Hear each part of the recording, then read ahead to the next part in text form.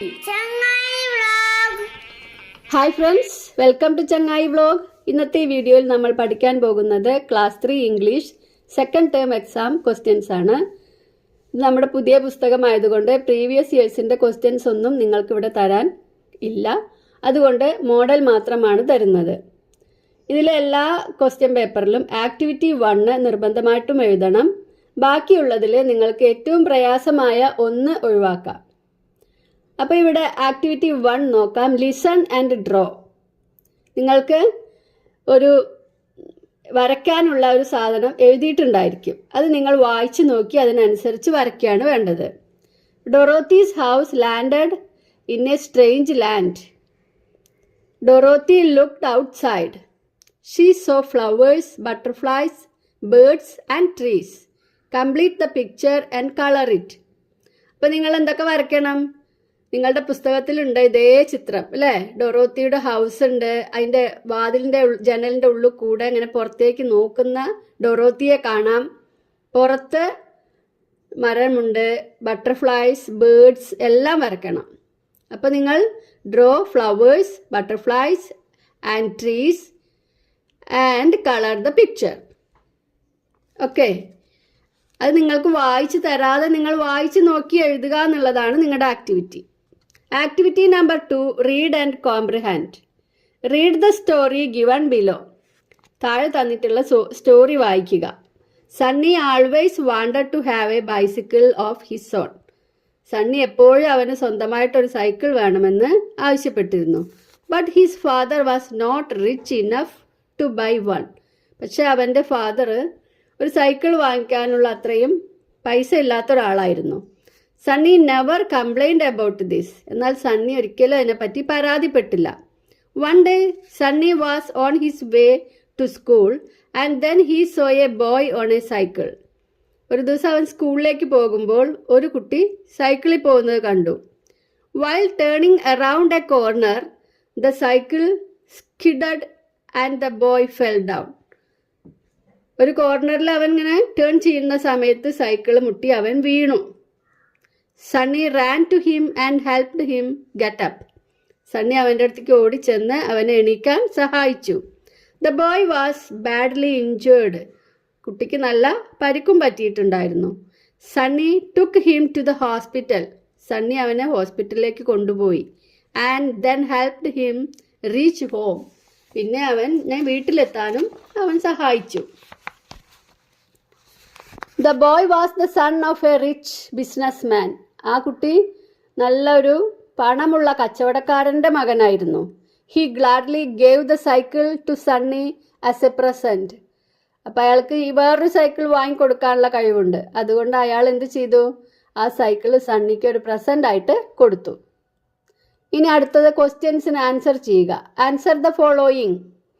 സണ്ണീസ് father was not rich enough to buy a. അവിടെ 4 option ഉണ്ട്: car, toy, bicycle, scooter. അപ്പോൾ അവിടെ നമ്മൾ എന്ത് എഴുതണം? ബൈസിക്കിൾ. രണ്ടാമത്തെ question, Sunny was on his way to market, church, school, play ground. അവിടെ എങ്ങോട്ടാണ് അവൻ പോയിക്കൊണ്ടിരുന്നത്? സ്കൂളിലേക്ക്. അപ്പോൾ അവിടെ നമ്മൾ സ്കൂൾ എന്ന് എഴുതാം. Find out a word from the passage that means got hurt. അവിടെ എങ്ങനെയാണ് ഗോട്ട് ഹേർട്ട്, അവനെ മുറിവേറ്റു എന്നതിന് പകരം ഉപയോഗിച്ച വാക്ക് ഏതാണ്? Skidded, fell down, injured, helped. Injured അല്ലേ? ഇഞ്ചുറി എന്ന് പറഞ്ഞാൽ മുറിവ്, പരിക്ക്.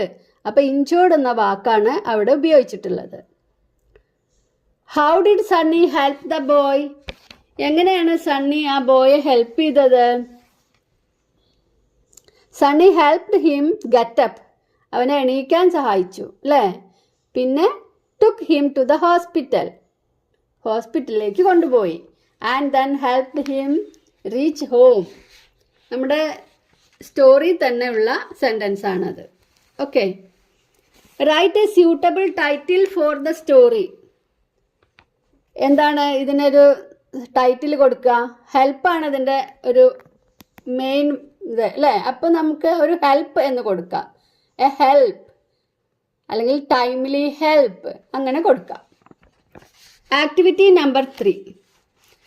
ഇനി അടുത്തതിൽ attempt any 3 out of the following 4 activities. ഇനിയുള്ളതിൽ നിന്നാണ് നിങ്ങൾക്ക് ഒന്ന് ഒഴിവാക്കാൻ സാധിക്കുക. അപ്പോൾ മൂന്നാമത്തെ ക്വസ്റ്റ്യൻ എന്താണ്? ഡിസ്ക്രിപ്ഷൻ എഴുതാനാണ്.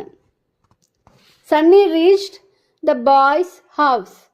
സണ്ണി ആ ആൺകുട്ടിയുടെ വീട്ടിലെത്തി. He was the son of a rich business man. അവനൊരു പണക്കാരൻ്റെ മകനായിരുന്നു. When Sunny entered the boy's house he was wonder സ്ട്രക്ക്.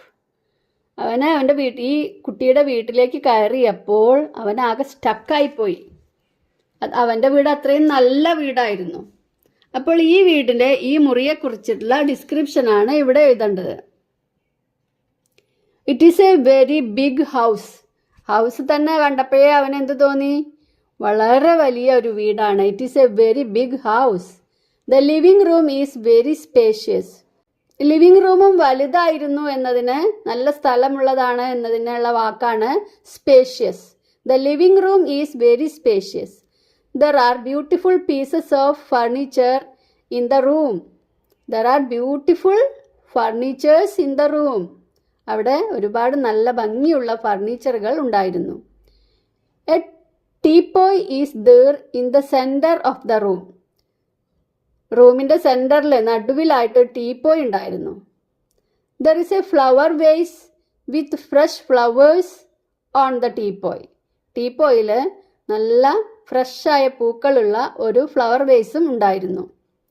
There is a painting on the wall. ചുമരിൽ നല്ലൊരു പെയിൻറ്റിങ് ഉണ്ടായിരുന്നു. A fan is also there in the hall. ഹാളിൽ നല്ല ഫാനും ഉണ്ടായിരുന്നു. In the room there is a fan in the room, അല്ലെങ്കിൽ a fan is also there in the room. Okay. Next question, activity number 4, conversation. Rocky pulled the fallen branch of the tree and saved the crow. Rocky പൊട്ടി വീണ മരക്കൊമ്പ് മാറ്റി കാക്കയെ രക്ഷിച്ചു. The crow's eyes welled with gratitude. കാക്കയുടെ കണ്ണുകൾ നന്ദി കൊണ്ട് നിറഞ്ഞു. സന്തോഷവും സ്നേഹമൊക്കെ ഉള്ള ആ ഗ്രാറ്റിറ്റ്യൂഡ് കൊണ്ട് നിറഞ്ഞു. She thanked Rocky. അവൾ റോക്കിയോട് താങ്ക്സ് പറഞ്ഞു. Complete the conversation. കംപ്ലീറ്റ് ചെയ്യൂ. ക്രോ, താങ്ക് യു റോക്കി. അപ്പോൾ എന്താണ് റോക്കി പറയുന്നത്? യു ആർ വെൽക്കം അല്ലേ? നമ്മൾ താങ്ക്സ് പറഞ്ഞ അപ്പോൾ എന്താണ് പറയുക? യു ആർ വെൽക്കം അല്ലേ?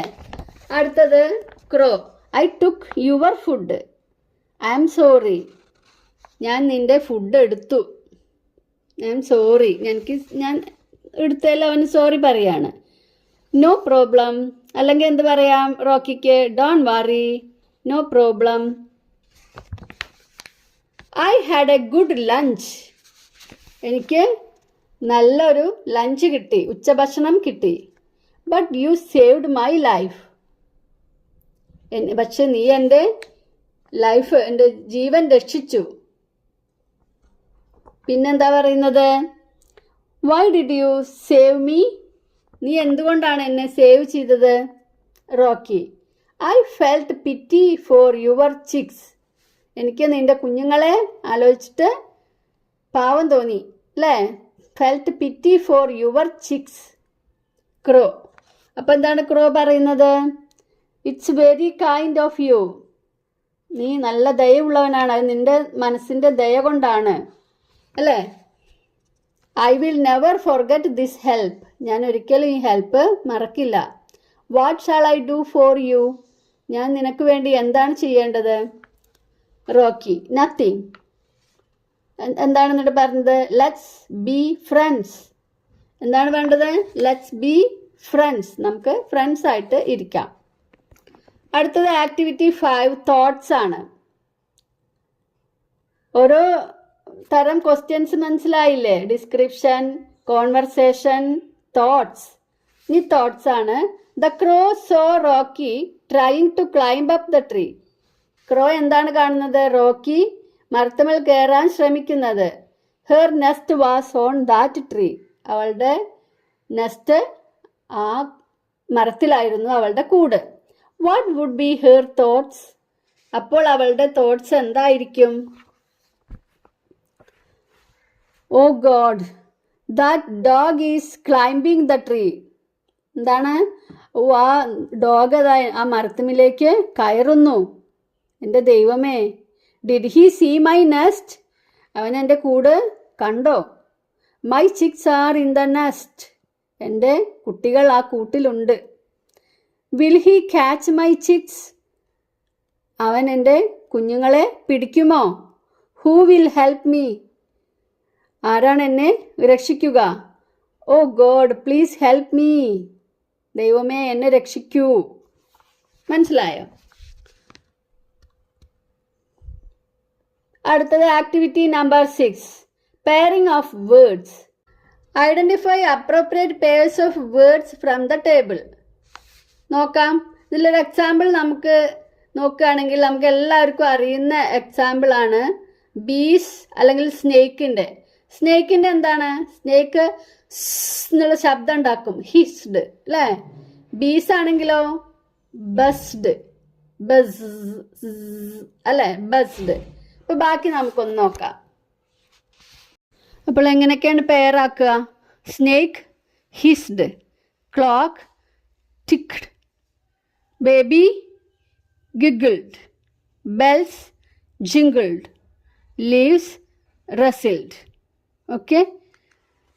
അപ്പം നിങ്ങൾക്ക് നമ്മുടെ ഇംഗ്ലീഷ് സെക്കൻഡ് ടേമിന് എങ്ങനെയൊക്കെയാണ് ക്വസ്റ്റ്യൻസ് വരിക, അതിൻ്റെ ആൻസേഴ്സ് എഴുതുക എന്നൊക്കെ മനസ്സിലായെന്ന് വിചാരിക്കുന്നു. Thank you. Thanks for watching.